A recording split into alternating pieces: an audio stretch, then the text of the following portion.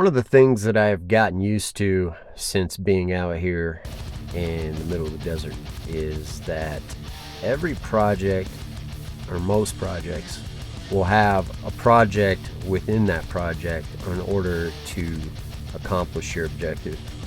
So this project is no different, and this is actually going to help me for the house as well. So everything I'm doing on this pergola, or I do on these other projects, I try to apply them as far as knowledge and the concepts that I'm doing. I try to use those as a motivator, say, okay, this isn't just for this project, I'm going to actually apply this to the house as well. And what you can see here is I actually had to put together a platform for the top of my truck, almost like a scaffolding.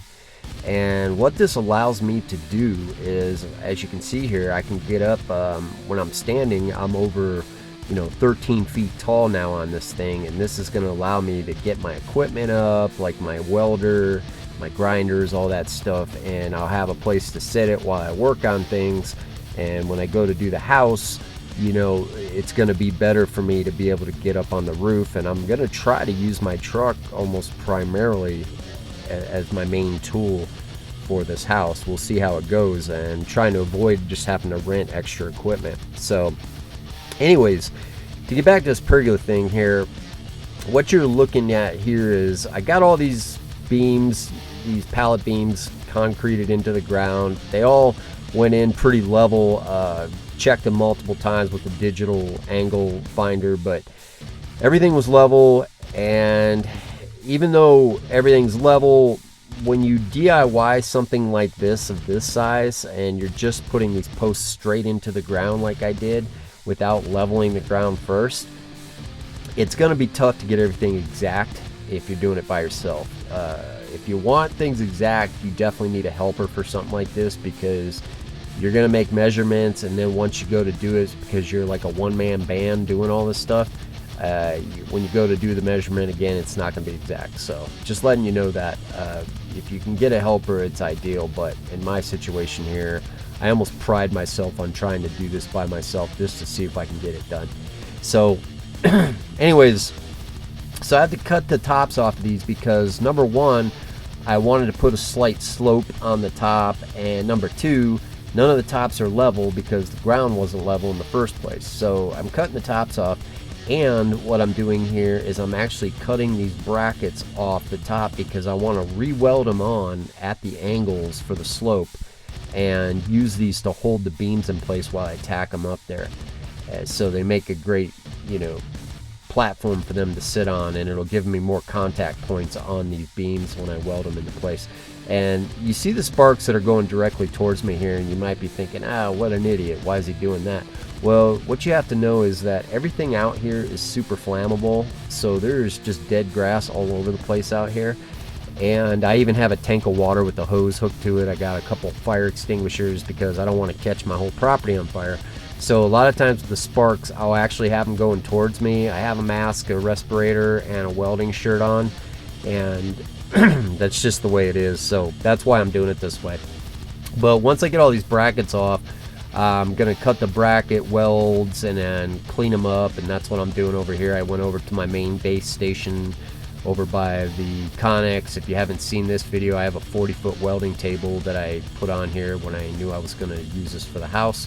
So I'll go over here, and that way I can use my grinder and grind these off. But this stuff is tedious, and this is part of the deal when you're using repurposing materials. And I've said this before, like when I did my pallet shed, it's really cool to be able to do this thing, but there's also a lot of extra work sometimes that you're gonna have to put into things because you're repurposing it for a different thing. So in a situation like this, cutting these brackets is part of it.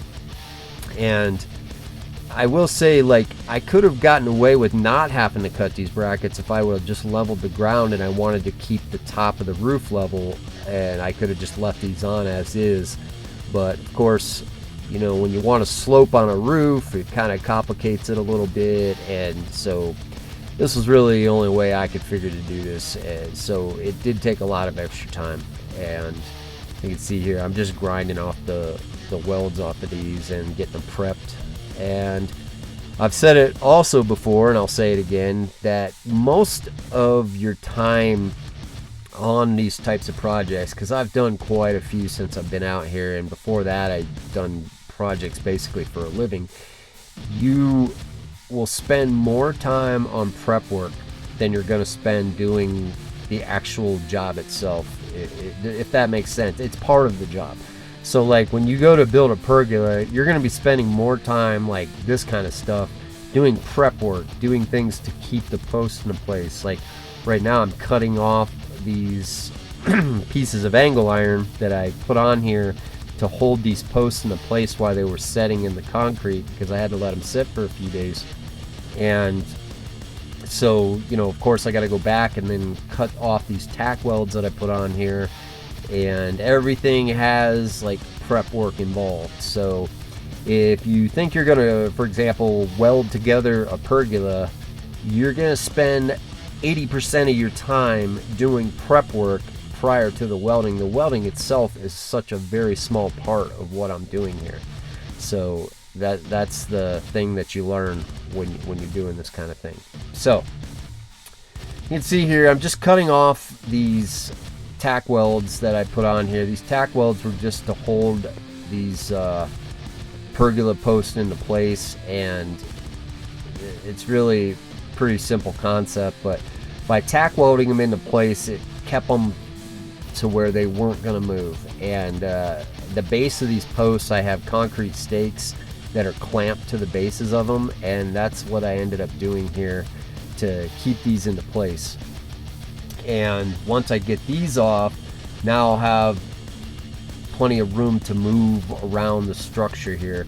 The structure itself is 16 foot wide or long by 12 foot wide, so it's not huge by any means, but it is you know, somewhat taller. It's about, I'd say, 11 feet tall. And you know, these posts, being that they're all steel, they definitely needed these to support them. And if you were going to do wood, you could just, you know, take a 2x4 and just screw it into it.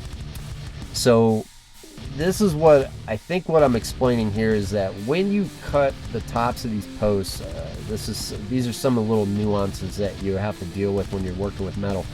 I'm showing here that because these have these weird little contours in them, because this is how the pallet racks work, where they have that indent to hold the racks into place, it was hard to cut these posts straight across once I had them into place here. And what I'm showing you here is that even though you think you cut it level, it's not level. So there's all this extra stuff you got to do to hold these into place. When I go to re-weld these brackets on top, I'm going to use a piece of angle iron, like a straight edge basically, and set it on top of these posts on these brackets and just size them up to make sure that the middle post is going to be the same angle as the end post.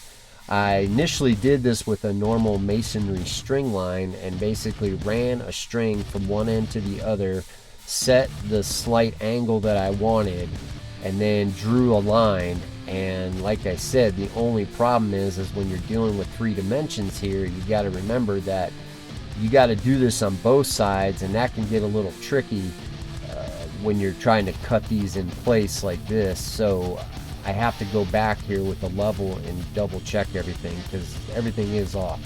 And that's all I'm showing here is I'm just taking pieces of angle iron. I'm gonna just clamp them into place here to, you can see here, make sure that I get these sides leveled like this. And I'm really going into detail on this to show you guys all the little things that I had to do to make this happen. So I hope this is going to help somebody.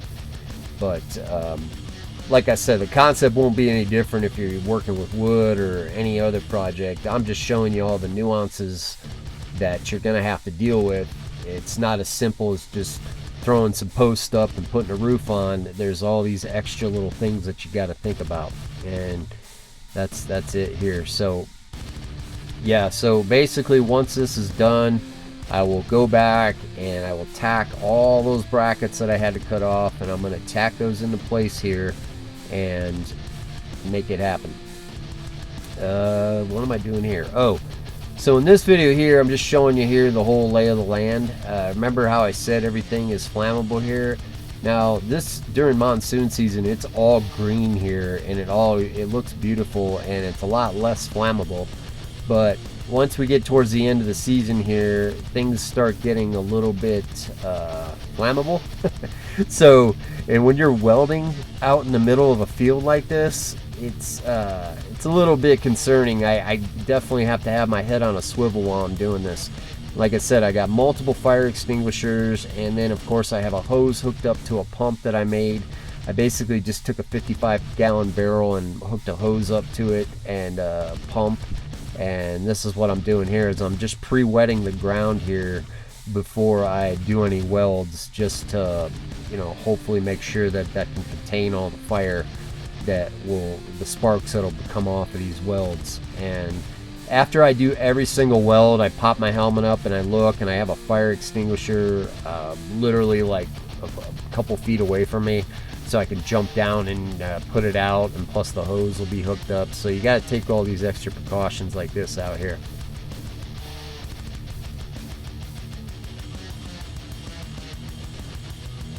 Alright, so after doing all that, I finally get everything set up to where I can do my tack welds. And when you're tack welding brackets, if you're not familiar with welding, or if you're new at it and you want to understand how this works, when you put a tack weld on something, you're basically just, you know, setting it in place to actually do your full welds. And tack welding has a couple different purposes. Number one, you're setting your piece into place, and number two, you're doing it to try to, you know, avoid distortion on your workpiece, because when you're heating metal up at a really high temperature, of course everything expands and contracts when it heats and cools. So you might put a level on something like a bracket like this, and it'll be completely level before you weld it. And as soon as you start to weld it, if you don't tack all the corners together to keep it from moving, what's going to happen when you weld that stringer across one side of that piece is it's going to pull on that bracket, and it's going to make everything completely off from where you had initially had it set. Now, if you hear that in the background, it's actually raining out here today, so I decided this is a good time to narrate the second half of this video. So here you're just seeing a close-up of me doing the welds here, and this is after, of course, I've got everything tacked into place. And the process goes like this. You're going to do a little stringer, and then you're going to have a wire brush. You're going to clean your welds because this is flux core. So with that, you get flux on top of your weld. So every time you get that, you know, you have to, you know, basically clean that off before you weld over top of it here. So what I'll do generally here is I'll start, make a little string, and then I'll make a space, and then I'll do another string, and then I'll clean that off. I'll go back and you know, finish welding the space in between. So that's usually how I do it, as I have a bunch of spaces around all my welds to try to disperse the heat evenly throughout the piece, so it doesn't, you know, pull and contort the bracket too much. And also, one of the things I got to do out here is I'm constantly looking around to make sure that I'm not catching everything on fire, because you can't see this, but below me I have a water hose set up as well as a fire extinguisher, and I'm always looking around to make sure, because doing this for as long as I have, I've definitely caught on fire on more than one occasion, and I've caught things on fire. So you just learn through time, you know, to be a lot more cautious before you do something like this. So if you do get into welding, you're going to find that flux core arc welding is a really good method to use when you're outdoors doing like homesteading or farms or ranches, because simply because you don't have to haul tanks around to protect your welds. The flux is built into the wire itself, and that's what protects your welds, because when you see these welding guys with the big tanks on the back, that's usually MIG welding, and that is to protect, that gas is to protect your welds so it doesn't get any contaminants in it. Otherwise, you'd be welding something and you would have like gaps and pores all over the piece, and it wouldn't make a strong weld. So flux core arc welding is probably my favorite method out here, and right behind that is stick welding, of course. But that's the method that I use if you're wondering, and it's served me well out here, so that's that.